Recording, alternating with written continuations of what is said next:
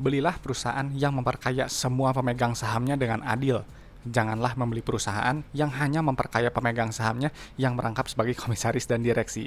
Oke, ketemu lagi dengan Edwin di channel analisis laporan keuangan. Untuk sesi kali ini ada yang mau request mau bahas Hasnur International Shipping ya, kodenya HAIS. Nah, nggak tahu nih kenapa si HAIS ini harus dibahas ya. Coba kasih komentarnya ya di yang request gitu, beri pendapatnya kenapa nih harus dibahas gitu. Oke.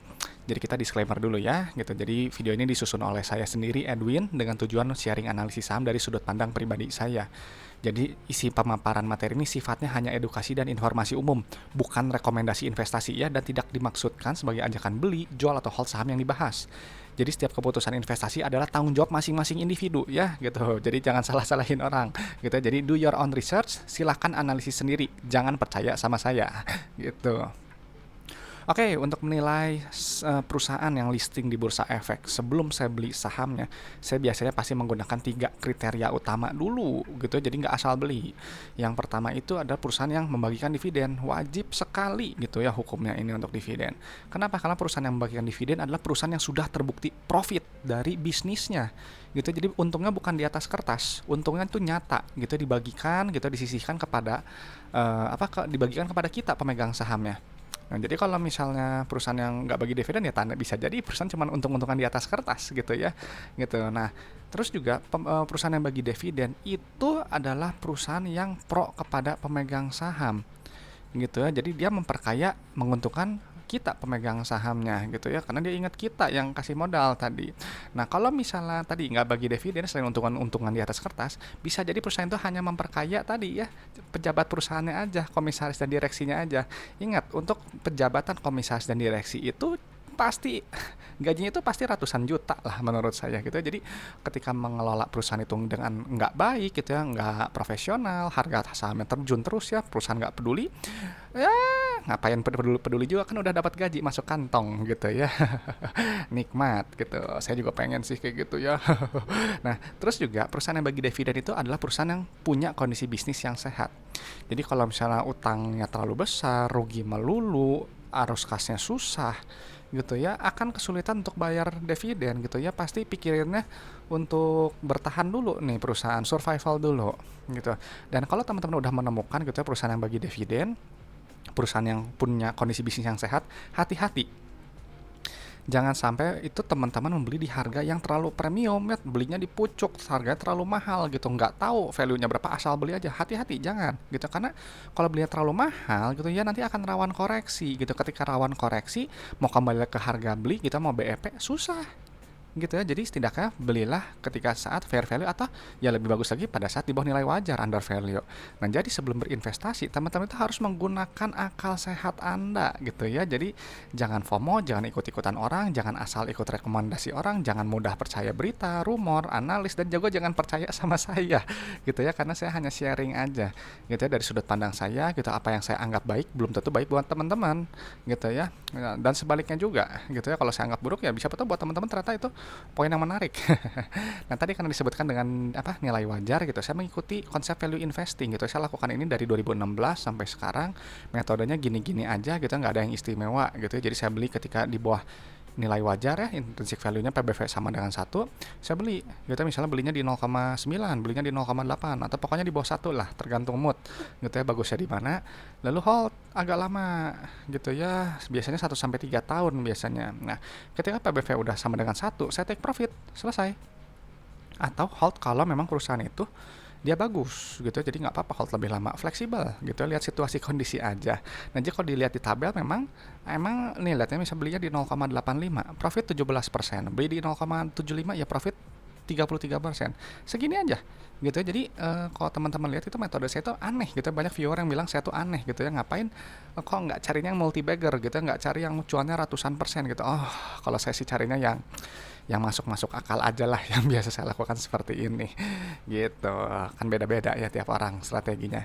Nah, jadi prinsipnya gimana, harus sabar, harus orientasinya jangka panjang gitu, jadi nggak bisa jangka pendek sebulan 2 bulan 3 bulan gitu, nggak bisa gitu ya. Dan juga teman-teman harus fokusnya pada value gitu ya, tadi jangan asal beli, itu hitung dulu value-nya gitu ya. Penghitungan value teman-teman bebas gitu ya, nggak harus pakai PBV. Kalau teman-teman pakai DCF, pakai DDM, pakai apa EV EBITDA, enterprise value, silakan gitu ya, nggak gitu ya, cari yang menurut teman-teman nyaman gitu. Jadi kalau misalnya saya pakai book value, ini kan berubahnya tiap 3 bulan sekali ya dari laporan keuangan. Saya tinggal update aja gitu ya. Baru setelah tahu book value-nya berapa, saya tentukan entry price-nya mau di PBV 0, sekian berapa. Gitu. Jadi kalau price itu ya memang dia berubah tiap hari, susah dikejar buat saya gitu ya. Kenapa saya sampaikan seperti ini gitu ya? Karena harga saham itu pada akhirnya akan mencerminkan kinerja perusahaan dalam jangka panjang. Kita bukan jangka pendek gitu ya. Jadi jangan heran gitu ya, perusahaan yang memang bagus sekali gitu ya ternyata turun, terus siapa tahu memang over value gitu, kemahalan, atau perusahaan yang apa namanya, yang jelek gitu dia digoreng naik gitu ya, tiba-tiba rendah balik lagi ke harga awal. Ya tadi balik lagi ke kinerja perusahaan dalam jangka panjang gitu ya. Banyak di berita analis itu biasanya set harga itu biasanya jangka pendek gitu ya, nggak jangka panjang, karena nggak ada yang berani gitu ya. Jangka panjang emang pasti tercapai gitu ya, saya juga nggak yakin gitu, kadang ini emang bisa nyampe, nggak tahu gitu, kita nggak pernah tahu masa depan gitu. Nah jadi ya itu, banyak perusahaan-perusahaan juga yang dihargai 50 atau rendah ya karena memang tadi perusahaan bermasalah gitu ya. Jadi teman-teman harus hati-hati dalam memilih perusahaan gitu. Nah jadi kalau saya itu pakai analisis apa, saya pakai sedikit dari fundamental gitu ya, khususnya di laporan keuangannya aja gitu, sedikit rasio sama tadi PBV udah gitu ya. Jadi kalau misalnya ada yang bilang analisis fundamental, setidaknya orang tersebut biasanya harus analisis ini semuanya gitu ya, gitu semuanya. Cuma kalau saya ya laporan keuangan aja, jadi saya bisa langsung bilang aja saya pakai analisis laporan keuangan udah gitu. Jadi harus dipahami gitu ya, neracanya, laba ruginya, arus kasnya gitu ya, karena ketiganya ini nanti akan bercerita tentang kondisi perusahaan gitu ya, untuk menentukan perusahaan itu baik atau enggak. Nah, jadi tadi dari laporan keuangan nanti akan muncul gitu 7 ciri perusahaan sehat lewat pos-pos keuangannya ini. Gitu apa aja? Ya ini semua gitu, bisnisnya sehat, kasnya nyata, likuiditasnya cukup, keberlangsungan operasinya baik, bisa bayar dividen gitu ya, nggak bergantung utang terlalu besar, bertumbuh, berekspansi gitu, menjaga kepercayaan kita investor dan juga pemberi pinjaman kreditornya. Dan kita investor itu akan diperkaya gitu, akan semakin menguntungkan gitu lewat apa? Lewat valuasi yang cenderung naik gitu. Perusahaan bagus, valuasinya naik gitu. Harganya juga cenderung stabil. Kalau ada penurunan jangka pendek yang dalam, nanti dia akan kembali lagi. Ya, kembali lagi dan mungkin melambung lebih tinggi, kecuali kalau gitu ya, selama kita membeli itu nggak di harga yang terlalu tinggi, yang terlalu premium gitu. Jadi perhatikan harga belinya gitu ya. Nah, jadi nanti kita akan cek gitu, kita screening gitu lewat apa? Lewat ini. 7 syarat utama screening saya, dividennya, arti return earning, PBV, PER, dan cash flow. Gitu, pola cash flow-nya. Dan ini teman-teman bisa download gitu ya. Excel-nya gitu, saya pindahkan ke sini. Itu ada di linknya, ada di deskripsi video, passwordnya ALK Edwin gitu ya. Jadi kalau mau silahkan download, boleh. Ya sudah, kita langsung aja ke analisis ya. Untuk HIS memang saya udah siapkan gitu, saya menemukan data gitu ya, dividennya gitu. Ini perusahaan ini bagus ya, dia 3 tahun terakhir bagi dividen. Artinya perusahaan ini sudah stabil dan dia bisnisnya tuh nyata gitu, menghasilkan keuntungan dan bisa dinikmati oleh kita pemegang sahamnya. Jadi ini udah lolos screening ya, udah oke gitu. Nah, oh ya, terus ada viewer yang nanya gitu. Jadi sebenarnya Pak Edwin ini dia udah tahu gitu ya diisi laporan keuangannya. Belum gitu ya, kadang beberapa saham saya nggak tahu gitu. Jadi misalnya kayak gini ada request gitu ya, ya saya nggak tahu nih dalamnya gimana gitu. Jadi kita recording ini ya live aja gitu ya. Gitu ya. Jadi reaksi yang yang muncul gitu ya, karena memang dia ya saya nggak tahu gitu isinya seperti apa gitu ya. Nah, ini sebelum dipindahkan datanya nih, lihat dulu ya satuannya dalam rupiah, tadi masih juta, ini udah satu ya. Yang harus dipindahkan gitu ya adalah kas Tarakas gitu. Oh ya, tadi saya sampaikan gitu ya, kalau dividen buat saya itu minimal 3 tahun terakhir itu dia bagus ya, jadi dia udah stabil. Tapi kalau misalnya salah satunya dia bolong gitu, kalau saya bisa langsung close gitu, artinya nggak menarik, belum stabil gitu. Nah tadi ya yang dipindahkan pertama itu adalah kas Tarakas, yang ini nilainya yang paling atas. Nah, ya kenapa kas Tarakas ini harus dipindahkan gitu? Karena kas Tarakas ini adalah uang yang berada di dalam dompet perusahaan gitu ya. Uang ini digunakan untuk bayar operasional, bayar ekspansi, dan bayar pinjaman ke bank gitu ya. Jadi kalau nilai terlalu rendah gitu nanti bisa terganggu gitu ya. Dan kalau nilai terlalu tinggi, hati-hati juga gitu, perusahaan artinya nggak bisa memanage kas dengan baik, kita banyak uang nganggur, ngapain gitu ya uangnya nganggur terus gitu ya, toh bunga deposito juga belum tentu kita nikmati gitu.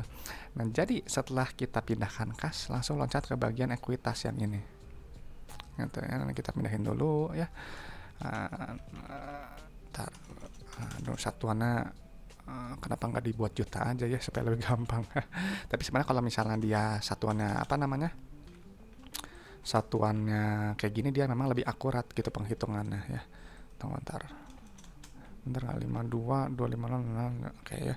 Nah ini satu lagi ya, kita pindahin dulu. Nah ini udah keluar nih. Nah tuh saldo labanya positif ya, bagus, artinya perusahaan ini terbukti untung gitu.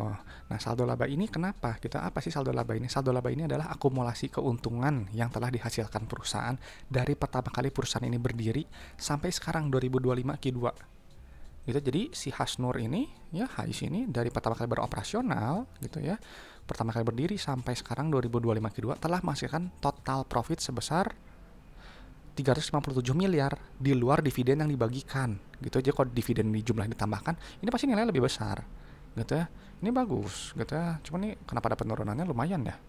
Coba kita lihat mana, benar nggak nih penurunan. Bentar tunggu, bentar, kayaknya ini saya ada yang salah. Bentar tunggu. Oh ini pantesan ya ini. Nah ini ada salah angka ya. Nah ini udah benar tuh. Nah ini udah benar ya. Karena nggak mungkin turunan tadi sampai setengahnya. Oke ya, jadi gitu. Jadi penting sekali melihat saldo laba. Kalau perusahaan yang rugi melulu dia nggak ada saldo laba, adanya akumulasi rugi atau defisit. Gitu, buat apa beli perusahaan yang rugi melulu? Gitu ya. Memang kalau misalnya dia turn around gitu, dia berbalik jadi profit, memang untungnya besar gitu. Cuman kalau saya carinya yang pasti-pasti aja lah, yang resikonya lebih rendah. Langsung cek ke bagian ini ekuitas gitu ya, yang ini nilainya gitu. Ada pertanyaan gitu dari viewer gitu, kenapa Pak loncatnya langsung ke ekuitas gitu ya, kenapa nggak lihat liabilitas gitu. Gini, kita sebelum kita memulai bisnis gitu ya, yang kita perlukan apa? Modalnya dulu, modal dari kitanya dulu, baru ke tadi pinjaman gitu, dana pihak ketiga gitu ya. Nah makanya kenapa modal itu penting gitu. Buat saya sih ekuitas ini jauh lebih penting daripada liabilitas buat saya gitu ya. Jadi struktur inilah yang harus jadi perhatian utama gitu. Simpel aja sih kalau saya. Nah ini kita pindahin dulu ya KNP-nya juga. KNP itu kepentingan non pengendalian, ini udah sama. Nah lihat nih ya, nih PBV di bawah dari satu ya nih. PBV 0,7 nih ya, potensi profit cuma 42% gitu. Nah ini lihat nih, ada rasio saldo laba terhadap modal awal ya 0,83 gitu. Artinya perusahaan ini sebenarnya belum balik modal gitu ya.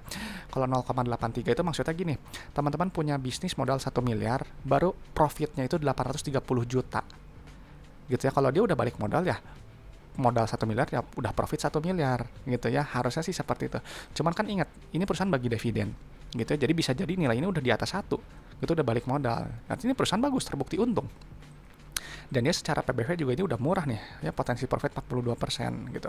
Tapi ingat gitu ya, jangan mudah percaya PBV karena ini value trap bisa jadi gitu ya. Kita harus cek juga di laba ruginya gitu. Nah kita langsung cek laba ruginya ya. Nah yang ini nih nilainya, yang penting itu revenue ya, net sales, total sales, net revenues, pokoknya ini semuanya ya. Nah ini harus dipindahkan gitu ya. Kenapa harus dipindahkan gitu? Karena revenue itulah untuk melihat pertumbuhan perusahaan gitu ya, barang dan jasanya ini semakin digunakan, semakin dicari oleh customer, dibeli, makanya dia pendapatannya naik. Nah cuman ini kan ada penurunan nih ya, penurunan kenapa ya saya nggak tahu ya gitu. Ini kayak Hasnur shipping berarti apa, perkapalan ya kayaknya, transport gitu, bisa jadi gitu ya, mungkin semacam kayak Samudra Indonesia kali gitu ya, gitu. Saya belum tahu gitu ya, belum tahu lihat profilnya perusahaan apa gitu. Nah cuman yang pasti pentingnya gitu ya, kalau perusahaan bertumbuh dia cenderung naik gitu ya, yang bagusnya. Cuman kan kembali ini kan kita hanya menghitung dari 2025 Q2-nya aja dibandingkan periode sebelumnya.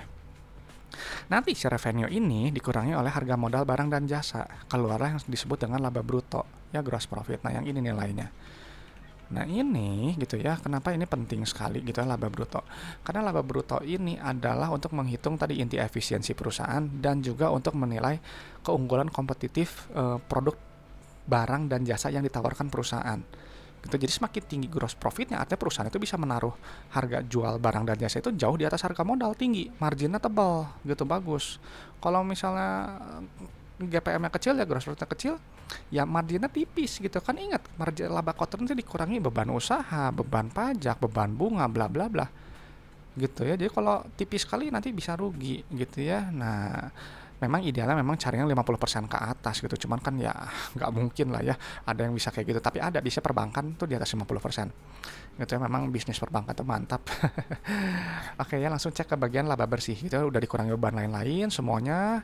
Nah ini nih laba bersih gitu ya, kita pindahin dulu.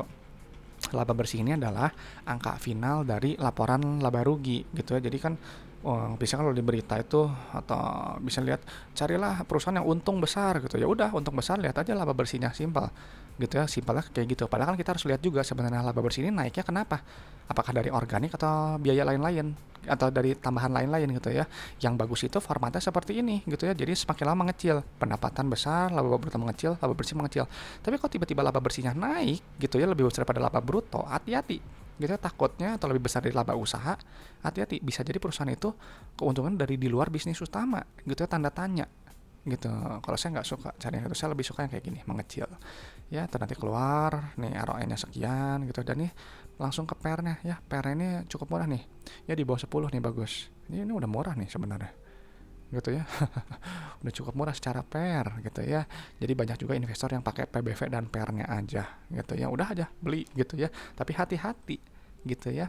Jangan terpaku dengan tadi ya, berhenti di laba rugi. Ingat ya, laporan keuangan itu ada 3 ya. Neraca udah, laba rugi udah, sama ini laporan arus kas gitu. Laporan ini yang sering dilupakan oleh analis gitu ya, oleh berita-berita gitu. Kenapa dilupakan? Nggak tahu, coba aja tanya deh. Masih jadi misteri buat saya juga. Yang penting itu adalah ini ya, receipts ya, cash receipts. Nah ini nih yang paling atas, nah, harus dipindahin gitu ya. Nah ini kita pindahin dulu gitu ya. Kenapa sih receipts ini penting gitu ya, kan kalau misalnya laba rugi itu kan dicatatnya pakai metode apa namanya tuh akrual gitu, jadi diakui dulu uangnya nanti. Tapi kalau arus kas itu berdasarkan uang yang masuk keluar gitu. Jadi misalnya teman-teman nih ya punya jual barang 1 miliar gitu ya, nah, customernya bayar ke teman-teman 900 juta. Nah itu berarti nanti akan ada rasionya tuh, receipts to revenue ratio. Berarti rasio 90% gitu, 100 juta lagi kemana sisanya? Itu jadi akan bentuk piutang, harus teman-teman tagih gitu ya. Kalau nagih utang udah tahu kan susahnya gimana gitu ya. Jadi carilah ya rasio receipts to revenue rasionya ini mendekati 100 atau lebih kayak gini nih. Ini perusahaan bagus tuh ya, dia mengakui pendapatannya itu 434 miliar. Uang yang diterima dari customer 451 miliar gitu, artinya manajemen perusahaan dapat menagih piutang-piutang yang sebelumnya belum tertagih. Itu ini bagus gitu ya, sehat gitu. Nah uang kasnya ini nanti digunakan untuk bayar supplier, bayar karyawan, bayar pajak, bayar beban bunga, bla bla bla. Nah keluarlah angka final gitu, nah CFO yang ini gitu ya. Ini orang-orang juga banyak yang tergila-gila sama CFO gitu ya. Sebenarnya CFO ini bukan segalanya gitu ya, harus dibarengi juga dengan laba bersih gitu. Jadi kalau profit ya bagus gitu ya gitu. Nah kalau ada operasi CFO-nya positif gitu, artinya perusahaan itu menghasilkan uang tunai gitu, nyata, real, bagus. Untuk perusahaan yang baik, CFO itu wajib hijau ya, positif gitu. Kalau negatif ya artinya perusahaan itu habis untuk operasional. Teman-teman punya bisnis, uangnya diterima nih ya, diterima dari customer, terus uangnya habis untuk bayar operasional, malah negatif, kurang, nombok. Sehat nggak dalam jangka panjang? Nggak akan gitu ya, pasti suntik modal atau nggak pinjam ke bank. Nah ini bagus, dia positif. Nah lalu nanti uang kas ini digunakan untuk aktivitas ekspansi usaha tuh, perolehan aset tetap, penambahan pembelian aset tetap, bla bla bla, nilai negatif kayak gini. Ini bagus. Cari yang negatif gitu ya kalau saya gitu ya. Memang kalau positif juga lihat-lihat juga ya, segala sesuatunya memang kita harus lihat gitu ya. Jadi jangan ya tadi ya, jangan mudah percaya sama saya gitu ya. Carilah pemahaman yang memang teman-teman paham menurut teman-teman gitu. Nah, ini kan bagus nih ya, dia berekspansi, cuman nih ekspansinya ini lebih gede gitu ya daripada si CFO-nya. Jadi biasanya kalau kayak gini pasti dia minjam ke bank. Nah iya tuh, ini benar ya, positif. Tuh, nah si CFF-nya positif, lihat tuh ya, tuh penerimaan pinjaman ke bank 66 juta ya. Pembayaran pinjaman ke bank kalau negatif tuh kayak gini. Gitu tuh, dia pinjam ke bank. Gitu ya, nilainya positif gitu ya. Perusahaan yang bagus sih sebenarnya bagusnya nih yang kayak kemarin tuh, dia negatif gitu. Cuman nih uniknya gini ya, dia kan penerimaan pinjamannya segini, pembayaran pinjamannya dia lebih kecil daripada penerimaan. Artinya perusahaan ini dia semakin lama semakin menambah utang gitu ya kan. Kalau kita bicara ideal gitu ya, ideal kan perusahaan harusnya membayar utang, lama-lama utangnya makin kecil gitu, makin kecil, bagusnya sih hilang gitu, atau kalau misalnya ada pun terkontrol gitu ya. Nah ini jadi ada penurunan kas tuh dia mengeluarkan uang lagi dari dalam dompet gitu ya, supaya untuk bayar ekspansinya gitu. Jadi perusahaan ini dia membiayai ekspansi itu dari kas operasional dan juga dari pinjaman gitu ya. Memang kok ini kita nanti harus cek juga DR-nya gitu. Kalau saya DR-nya segini ya, ekuitas segini, oh berarti masih aman ya. Rasio lancarnya 304, ini oh ini masih masih aman sih segitu ya, masih masih rendah resiko lah gitu, masih rendah karena rasio lancarnya dia cukup tinggi gitu ya, dan DR-nya juga dia kecil gitu ya, setengahnya lah, hampir setengahnya kita 0, sekian, gak di bawah 1 tuh. Jadi ini perusahaan sebenarnya oke gitu ya, secara ini sehat sih kalau kata saya gitu. Karena yang tadi ya, karena gini ya, jadi gimana sih HICE ini gitu ya. Perusahaan ini tadi udah terbukti untung ya, bagi dividen bagus gitu ya. Dia perusahaannya pro kepada kita pemegang sahamnya. Perusahaan juga terbukti untung gitu, saldo labanya positif gitu ya. PBV-nya juga kurang dari 1 gitu ya, tapi memang ini juga rasio saldo laba pasti udah di atas 1 sebenarnya ya, karena udah kalau kita menghitung dividen yang dibagiin ya, potensi profit 42% ya, PBV 0,7, dan PER juga ini udah cukup murah gitu ya, di bawah 10 gitu. Oke, CFO-nya juga positif gitu ya, berekspansi besar, dan juga dia apa ya, mungkin dia masih perlu uang pinjaman gitu untuk membiayai ekspansi usahanya gitu ya gitu. Cuman nggak masalah sih kalau saya sih, ini perusahaan bagus sih gitu ya, maksudnya lumayan juga, harganya cukup murah, PR juga cukup murah, secara cash flow juga baik sih menurut saya gitu. Tadi rasio lancar sama DR juga udah oke gitu ya. Ini mungkin bisa jadi watchlist ya, bisa jadi gitu ya, cuman akan lebih sempurna kalau misalnya pendanaan ini negatif kayak gini gitu ya, lebih negatif, dan di sini ada kenaikan kas tarakas gitu.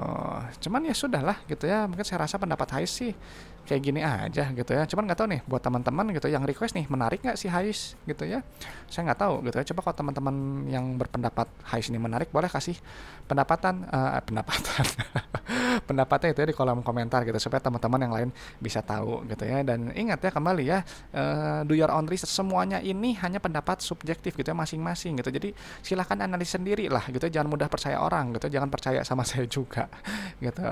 Nah jadi saya rasa itu aja sih mungkin ya. Kalau teman-teman punya request saham gitu, punya pertanyaan seputar investasi saham, boleh komen aja gitu ya, nanti saya respon, saya balas. Dan kalau teman-teman apalagi ya, itulah gitu ya, merasa bermanfaat gitu ya, ya saya senang sekali gitu ya, setidaknya bisa menambah wawasan teman-teman gitu ya, bisa memperkaya pandangan teman-teman dalam menilai suatu perusahaan gitu. Oke, jadi untuk sesi HICE gitu ya, video ini selesai sampai di sini gitu ya. Sekali lagi thank you gitu yang udah request gitu ya, mudah-mudahan bermanfaat. Oke, saya Edwin dari channel analisis laporan keuangan. Sampai jumpa di video-video berikutnya.